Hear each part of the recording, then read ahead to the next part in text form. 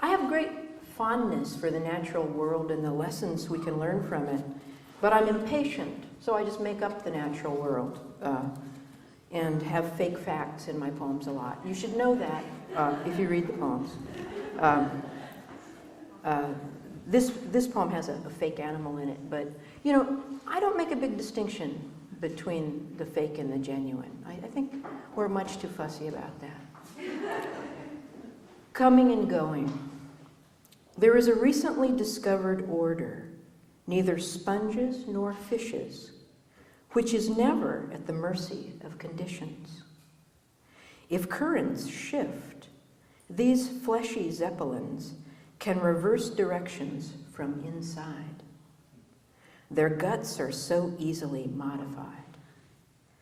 Coming versus going is therefore not the crisis that it is for people who have to scramble to keep anything from showing when we see what we can't see coming, going. I know.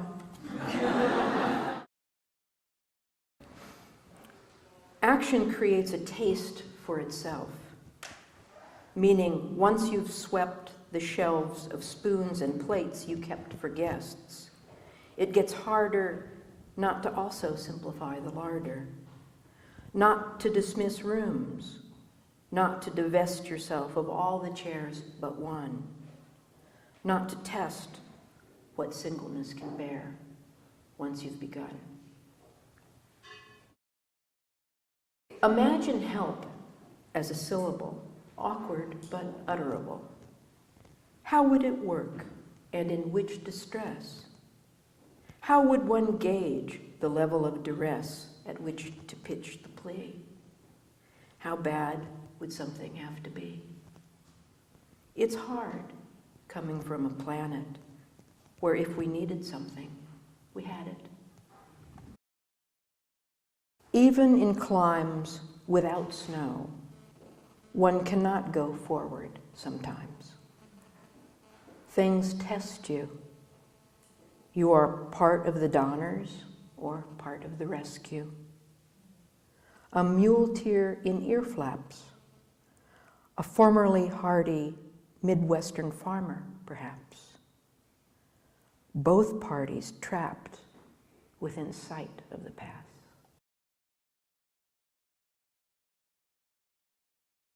I love common sayings. I always say them to myself. I mean, I think to myself a lot in phrases like, it's always darker just before the dawn, or things like that. I think they're very beautiful. I think they're cliches because they've been beautiful for so long. So this is one thinking about what that might mean. It's always darkest just before the dawn. But how dark is darkest? Does it get jet or tar black? Does it glint and increase in hardness or turn viscous? Are there stages of darkness and chips to match against its increments, holding them up to our blindness, estimating when we'll have the night behind us?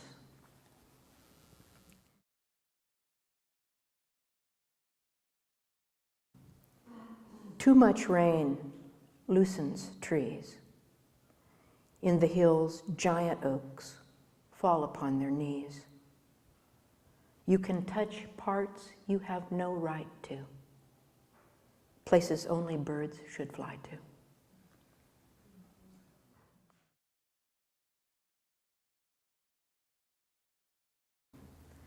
Imagine a train track figure made of sliver over sliver of between-car vision, each slice too brief to add detail or deepen. That could be a hat if it's a person, if it's a person, if it's a person. Just the same scant information timed to supplant the same scant information.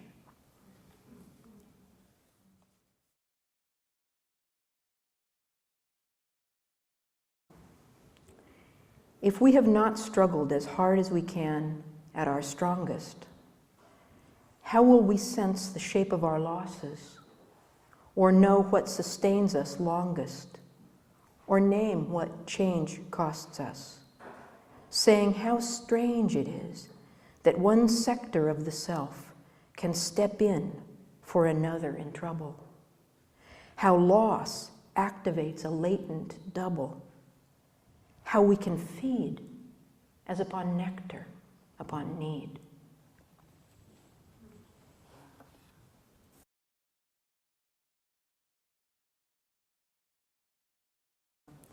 I'm going to read a poem which I want to read because of the epigraph, which I got from Brewer's Dictionary of Phrase and Fable. Anybody familiar with it?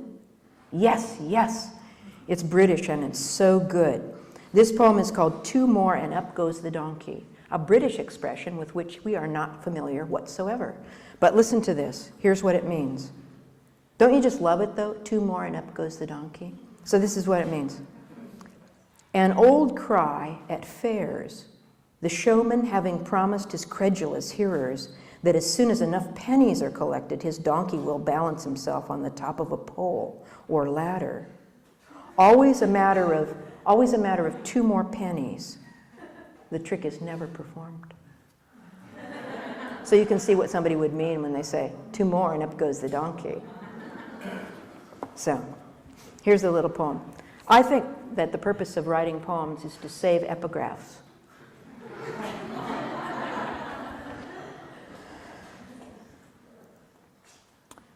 Old men who were boys then continue to imagine how it would have been to see a donkey balancing above them. Some see all four small hooves compressed on the post top. Some see one. It depends upon which penny wasn't spent, which trick wasn't done.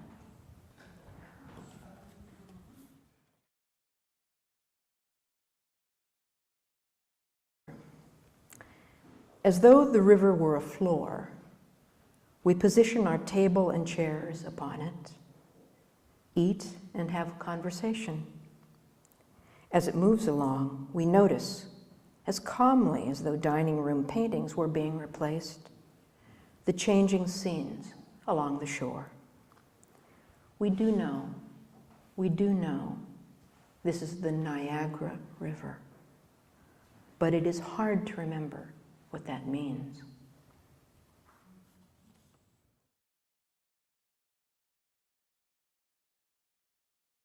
This is for W.G. Sebald.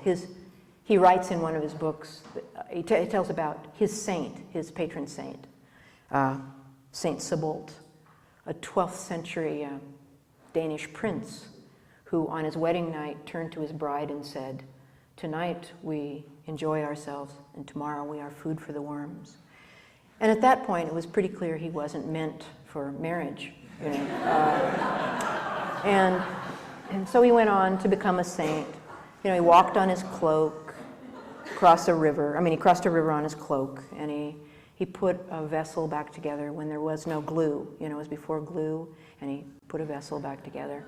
And most famously, to my mind anyhow, he lit a fire with icicles. So here's the little poem, and I'll make it my final poem. This was the work of Saint Sebald, one of his miracles. He lit a fire with icicles. He struck them like a steel to flint, did Saint Sebald. It makes sense only at a certain body heat. How cold he had to get to learn that ice would burn.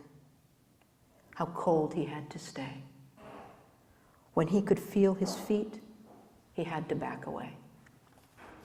Thank you.